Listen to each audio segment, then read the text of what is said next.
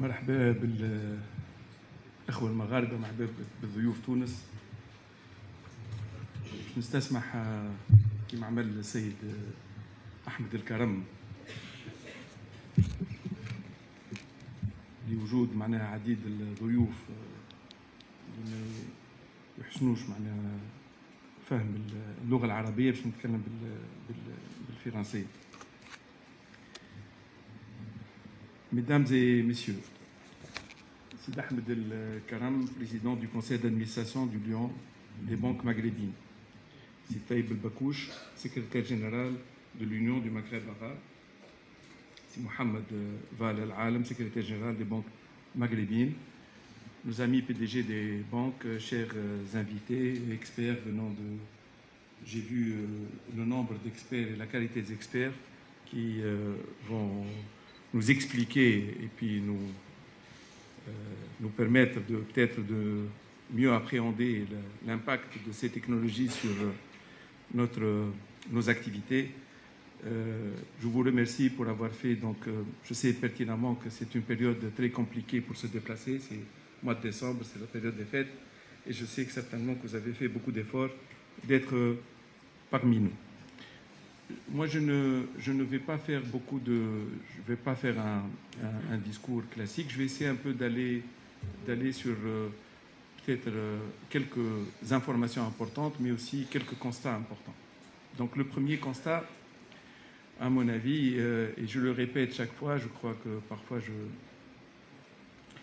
j'essaie de ne pas le dire, mais chaque fois je suis pratiquement obligé de le dire, c'est que quand on voit pourquoi il y a eu une révolution en Tunisie, au fait, la question fondamentale après 9 ans, c'est qu'il n'y a pas eu d'inclusion.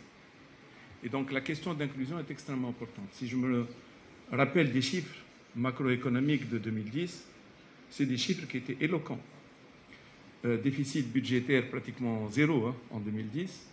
Pourquoi? Parce qu'on a le même ministre des Finances. C'est il est à la fois le ministre des Finances de 2010 et le ministre des Finances de 2019. Donc on a la même personne qui gère, je dirais, 2 temps différents. Donc inclusion financière, c'était quelque chose d'extrêmement important.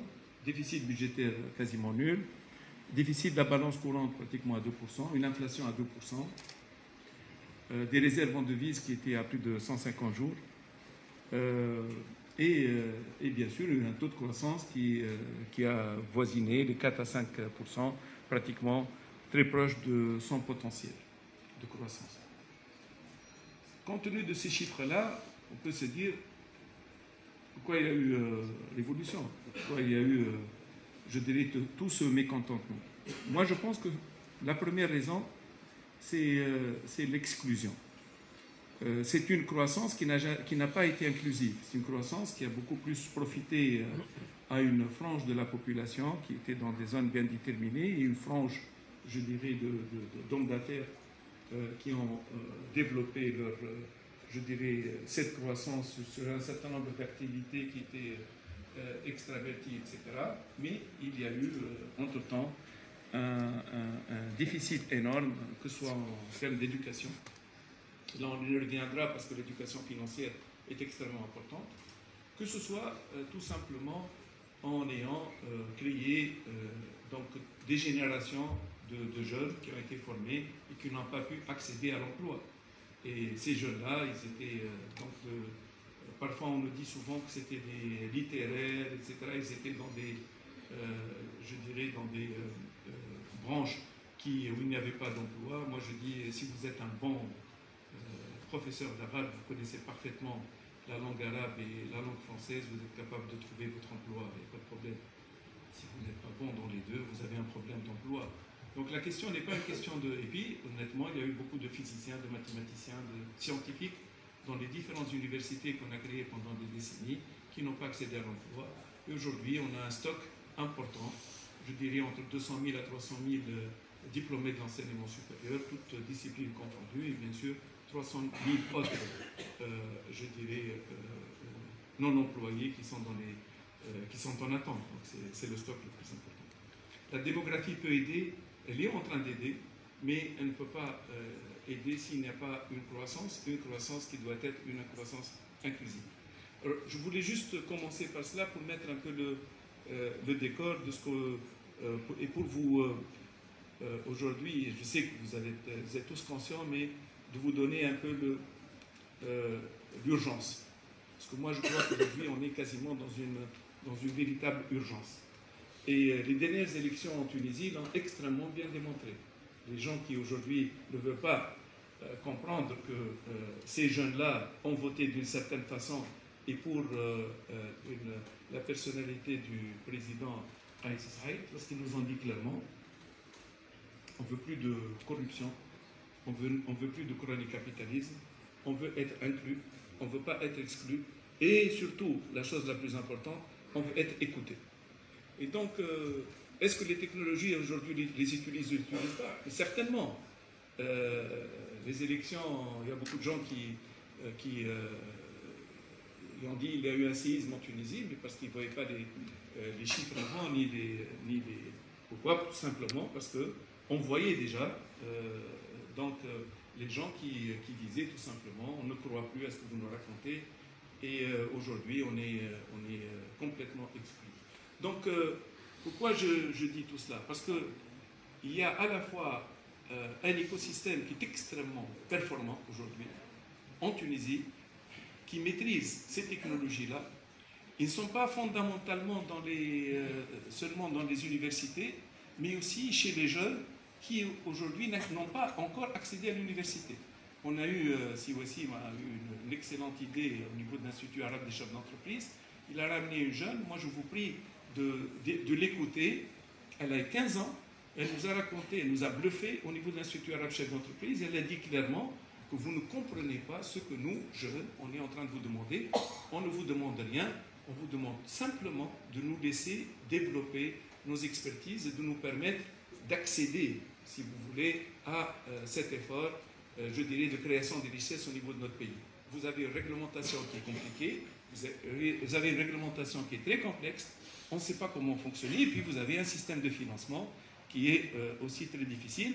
Et elle m'a moi-même interpellé en me disant, par exemple en Tunisie aujourd'hui, si je veux créer une application et je veux l'exporter, je vais avoir des problèmes parce que je n'accède pas à PayPal.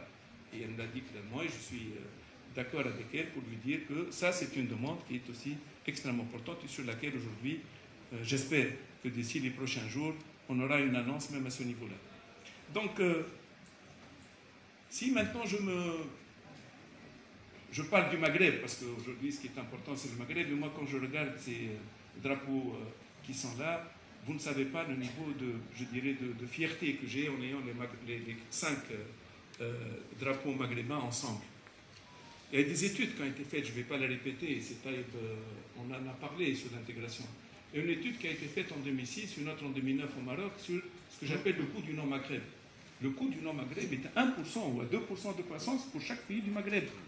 Et si on ne l'a pas compris, donc c'est un Maghreb qui est jeune, c'est un Maghreb qui est éduqué, et c'est un Maghreb qui aujourd'hui vous dit clairement, on est là. Al-Hirak, موجود un peu partout, ils vous disent, on est là, et entre-temps, on sait qu'en ne faisant pas le Maghreb, on ne crée pas, on ne peut pas créer de la richesse. Moi je dis, intégration du Maghreb, ce n'est pas une idée farfelue, c'est véritablement une nécessité. Et là, moi j'ai toujours cette idée pour dire, si on va prendre beaucoup de temps en ne créant pas le Maghreb, il y a ce Maghreb, je dirais, des start-up, ce Maghreb des fintech. Au moins que ces Maghreb des start-up et des fintech, on fait en sorte aujourd'hui, avec le système bancaire, avec vous, avec les banques, mais aussi avec les sociétés de télécommunications, avec les institutions internationales, parce qu'ils sont véritablement en train de nous aider, Banque mondiale, AFC, BRD, etc., qui croient fondamentalement à ces technologies, qu'on fasse ensemble ce que j'appelle le Maghreb des start-up, le Maghreb des fintech. Et aujourd'hui, on est en train de travailler sur cette question. Nous, au niveau de la Banque centrale ou des banquiers centraux, il y a une année, il y a eu une réunion ici avec les 5 gouverneurs des banques centrales. On a eu entre-temps plusieurs réunions et on a mis en place, au fait, 4 thématiques importantes et sur lesquelles on est en train d'avancer. La première thématique, c'est les fintech. Parce qu'au niveau des banques centrales, on veut comprendre comment évoluent ces technologies. Et on est en train d'avancer, je vous dire comment on est en train d'avancer sur cette question-là. Deuxième axe important, ou thème important, c'est l'inclusion, je dirais, le Islamic Finance, Islamic Banking, parce qu'on a trouvé qu'au niveau des 5 pays, il y avait une véritable demande à ce niveau-là. Troisième, c'est l'inclusion financière et bancaire, qui est extrêmement importante. Et la quatrième, c'est ce qu'on appelle les comités, les commissions d'analyse financière, parce qu'il y a un risque très important en matière de blanchiment d'argent et lutte contre le terrorisme. Et donc sur ces 4 thèmes-là, on a aujourd'hui des sous-équipes qui travaillent et qui sont actuellement en train de développer et qui ont des objectifs quantitatifs clairement identifiés. Et on a des technologies aujourd'hui qui nous permettent de faire un travail collaboratif entre les 5 pays, donc les 5 banques centrales du Maghreb, et les 5 gouverneurs de banques centrales sont fondamentalement convaincus qu'il faut aller vite à ce niveau-là. Pourquoi? Parce que tout simplement, les 5 gouverneurs de banques centrales, on a compris qu'on ne peut pas résoudre la question de l'inclusion financière de la manière classique qu'on l'a fait. Nos amis africains ont pu le développer, peut-être parce qu'ils n'avaient pas un système postal et un système bancaire. Les gens me disent un PESA, etc. Je dis d'accord, mais peut-être qu'ils n'avaient pas cela, donc ils ont je dirais, des jumps. Ils ont dépassé cela en créant leur propre technologie. Et aujourd'hui, ils sont en train de réguler. C'est exactement fait de l'inverse. Ce qu'on fait chez nous, et ça, c'est nos amis français, et je salue nos amis français qui sont là. Aujourd'hui, nous, on veut créer la loi, faire la réglementation, et après, on essaie de trouver des solutions. Peut-être faire complètement l'inverse. Et honnêtement, j'ai eu beaucoup on a fait il y a un mois, on a eu une réunion à Tunis sur les fintech maghrébines. On a vu des jeunes de la diaspora qui étaient extraordinairement performants. Et moi, je dis, HPS est là, Verneg est là, BFI est là, il y a une fintech libyenne extrêmement intéressante, Misa, qui est aussi en train de développer des choses sur le e-Morab, mais aussi sur le e-santé, etc. Moi, je voudrais que ces fintechs-là, aujourd'hui, deviennent des fintechs pas seulement régionales, mais des fintechs globales. Et là, on a besoin de vous, on a besoin de votre apport en tant que banquier pour que vous compreniez les objectifs de ce genre d'approche. Pourquoi? Parce que tout simplement, il faut leur donner les marchés. Et aujourd'hui, ils peuvent y accéder. Troisième message peut-être important que je voulais partager avec vous, c'est sur la digitalisation des services financiers, qui est un des facteurs clés de l'inclusion financière. Alors aujourd'hui, on a fait beaucoup d'efforts. Peut-être que le gouvernement ne communique pas, et notamment le ministère des Finances ne communique pas assez, et le ministère des Technologies de l'Information ne communique pas assez sur ce qu'ils ont fait. Mais aujourd'hui, il y a beaucoup de services qui sont actuellement digitalisés. Notamment, vous parliez tout à l'heure de ministère des Finances au paiement des taxes, etc. Ils l'ont déjà fait. Il y a aujourd'hui, vous avez beaucoup de TPE qui sont installés. Et aujourd'hui, ce qu'il faudrait faire, c'est d'accélérer le processus. On est en train actuellement de le faire. Au niveau de la Banque centrale, on a digitalisé beaucoup d'opérations, notamment donc pour le commerce extérieur, on l'a fait pour tout ce qui est fiche d'investissement. On le fait aujourd'hui pour l'accès à l'information au niveau de au niveau de nos bases de données. Et peut-être qu'on ne communique pas assez sur ces questions-là, mais c'est peu. Il faudrait faire telle sorte parce qu'il y ait une véritable digitalisation, donc je dirais, de l'administration, et donner la possibilité, avec des contrats de passation de marché beaucoup moins compliqués qu'on a aujourd'hui. C'est très important de développer, je dirais, ces fintechs, ces startups au niveau de notre propre économie. Je pense que, par exemple, une question sur laquelle, avec l'appui de la Banque mondiale, une équipe gouvernementale avec la Banque centrale sont partis en Inde voir un peu l'expérience de Aadhaar.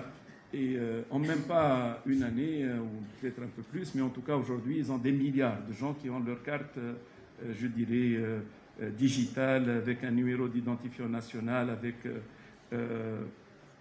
je dirais, des données biométriques, photographie iris, photographie du visage, empreinte, etc. Aujourd'hui, on ne peut pas parler de développement digital et de cross-border payment si on n'arrive pas à faire cela. Donc ça, par contre, c'est quelque chose de fondamental. Il faudrait tout de suite la développer. Il ne faut pas attendre demain. Moi, personnellement, si vous savez très bien, il y a toute cette histoire de liste grise auquel on est sorti. Je salue tous les gens qui ont travaillé sur cette question-là. Ça nous permet d'avoir plus, je dirais, de transparence au niveau de transactions. Mais c'est extrêmement important que vous sachiez que le travail continue aujourd'hui parce qu'il faut avoir le EKYC, etc. On a aussi développé, aujourd'hui on est en train de développer donc, cet écosystème autour des établissements de paiement avec à la fois les sociétés de télécommunications, les banques, etc. Ce que je vois aujourd'hui, c'est que les banques, il y a quelques banques qui ont compris, disent on vient. Il y a d'autres banques qui disent laissez-les faire, on va faire... ça, c'est pas bon. Et je vous jure que c'est extraordinairement néfaste parce que vous créez je dirais, du bruit, du noise. Et ça, c'est pas bon pour les fintechs. Il faut croire aujourd'hui, une fois qu'on a dit qu'en 6 mois, on va avoir l'interopérabilité, moi, je m'attendais à la fin de l'année d'avoir l'interopérabilité et d'avoir HPS fonctionner correctement. On me dit aujourd'hui, non, ça va peut-être pendant 2-3 mois. Il y a un problème de, je ne sais pas, Moi, je ne peux pas fonctionner comme ça. On a des deadlines. Moi, l'année dernière, quand on m'a dit qu'il faut faire la circulaire d'établissement de paiement, c'était fait. Aujourd'hui, on a 6 ou 7 établissements de paiement qui vont être agréés. On aura peut-être 3 qui vont commencer dans 3 ou 4 mois. Et la technologie, est-ce qu'elle a suivi ou pas? Si elle ne suit pas, on est véritablement dans de vraies difficultés. Et donc là, moi, je vais organiser la semaine prochaine une réunion à la Banque centrale. Je vais demander à ce qu'on m'explique pourquoi ça n'avance pas et pourquoi on n'est pas à la fin de l'année avec cette interopérabilité. La seule chose aussi que je voulais, avant de terminer, dire, qui est à mon sens fondamentale, c'est on est dans un monde aujourd'hui qui évolue vite et que les réglementations aussi sont parfois évoluent vite, mais il y a beaucoup d'incompréhension. J'étais la semaine dernière en Espagne, on a eu une présentation d'un vice-président de la Banque centrale européenne. On pensait qu'il allait nous parler d'inclusion financière. Il nous a parlé de stablecoins, de digital payment, donc digital central bank currency, etc. Venant des BRI ou venant de la Banque européenne, moi j'étais avant une année ou l'année d'avant, j'étais aux mêmes réunions, ils n'avaient pas du tout exactement la même perception. Pourquoi? Parce qu'aujourd'hui, ils voient que la menace est en train d'arriver à travers Google, Facebook, etc. Et fondamentalement, ils croient que c'est le moment véritablement d'agir.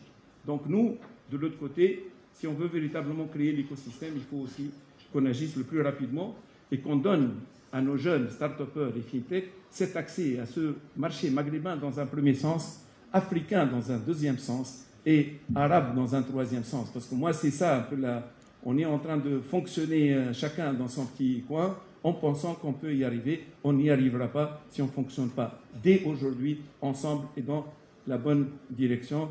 Et il y a eu beaucoup d'innovations technologiques qu'on n'a pas été capable de prendre.